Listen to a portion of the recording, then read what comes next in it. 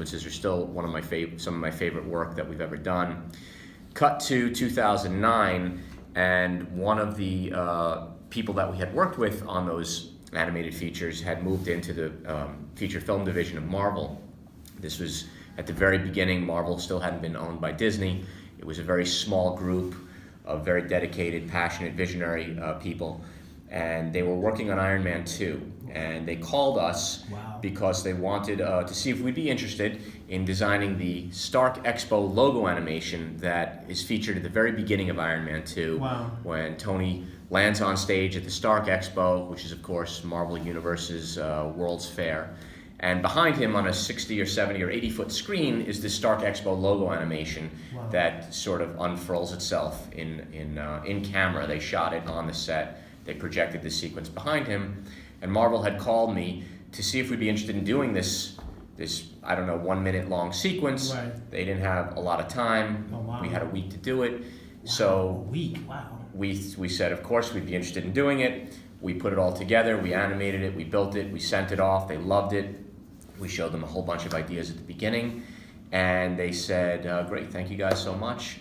And of course, we wanted to do more than just that. Like, what else you got? Is there anything else that we can help you out with? Oh, we'll let you know. Don't worry. The sequence was amazing, by the way. Thank you.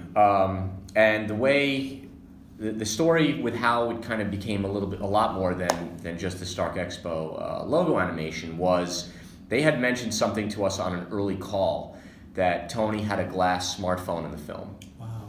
And that was sort of a revelation to us. And we thought, after we had delivered the sequence, why don't we put together a quick test to show Marvel what we think that Iron Man's glass smartphone could look like. Wow. Of course, we didn't have a script, we didn't know the story, we didn't have any access to the content of the film. This was just a chance for us to say, what if? Let's imagine what this could be. So over the course of a weekend, the team put together this prototype of the Stark glass smartphone that we sent to Marvel that Monday.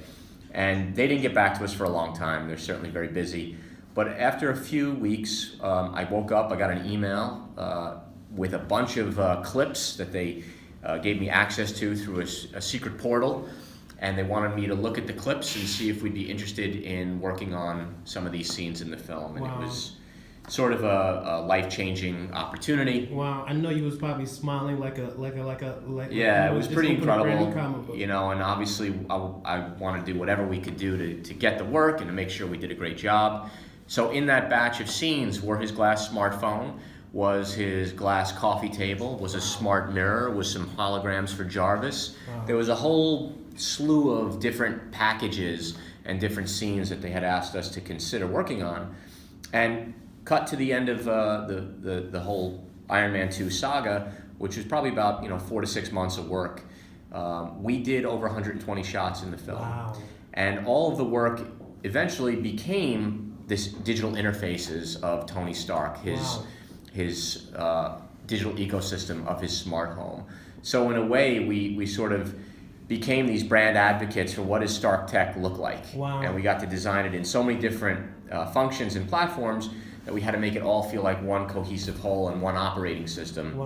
And it was a real honor and a privilege to work with Jon Favreau and Kevin Feige and Victoria Alonso and all these visionary filmmakers on this project that really did change our life.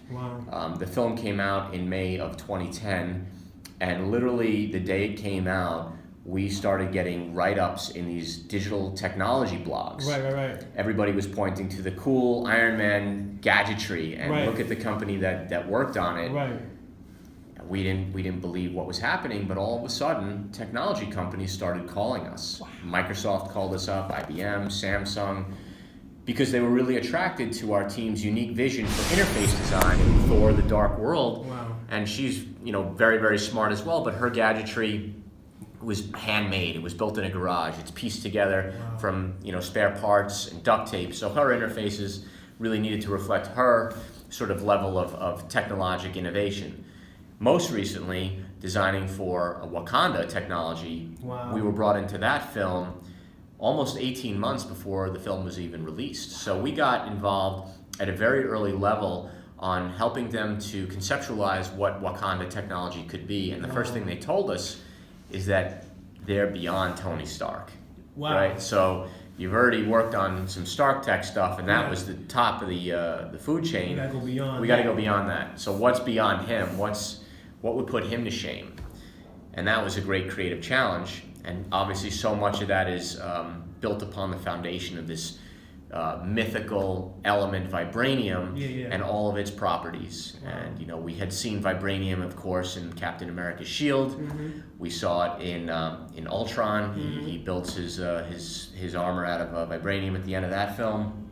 And then, of course, Civil War, where Black Panther makes his first appearance, and he's covered head to toe in vibranium.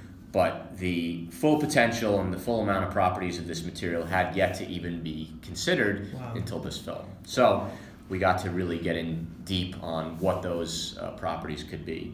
And then the other side of perception, as I mentioned, is working with these tech clients. And so much of it is inspired by the film work. All of the tech clients call us or they come by because they want their stuff to look more like the stuff does in the movies. Like, we want it to look like Iron Man. Wow.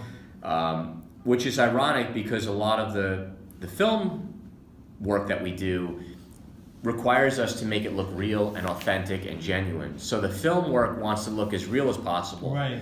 The real work wants to look as cinematic as possible. Wow. And it's this we call it the science fiction feedback loop of one inspiring the other, and it just keeps feeding into itself. Wow, that's great stuff. Jimmy, thank you so much. In my high school, I did a lot of work for the school, whether it was the school publication or banners or posters. I was always that guy. So that sort of pulled me in that direction. And then once I got to college, I was a professor who had sort of opened my eyes to this world of film titles. Wow. I love movies. I always loved movies as a kid, and I loved graphic design. It wasn't until I had that professor expose me to the work of Saul Bass and a number of other visionary title designers that I realized, wow, I could combine graphic design and filmmaking into this really interesting focus. And that's what I pursued, aggressively right after college, which brought me to RGA, and the rest is history.